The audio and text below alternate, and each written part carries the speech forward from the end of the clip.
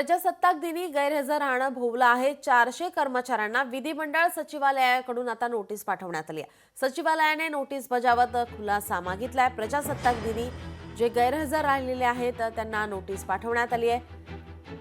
400 कर्मचाऱ्यांना नोटीस पाठवण्यात आली. विधिमंडळ सचिवालयाने नोटीस बजावत खुलासा मागितलाय. प्रजासत्ताक दिनी ध्वजवंदन कार्यक्रमाला गैरहजर राहणाऱ्या 400 कर्मचाऱ्यांना विधिमंडळ सचिवालयाकडून नोटीस बजावण्यात आली आहे.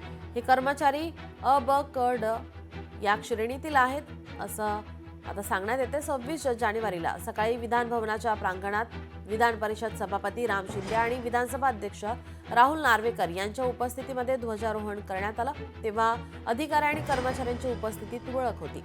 याबद्दल सभापती शिंदे यांनी सचिवांकडे विचारणा केली. यावरून विधिमंडळ सचिव जितेंद्र भोळे यांनी नोटीस बजावली आहे.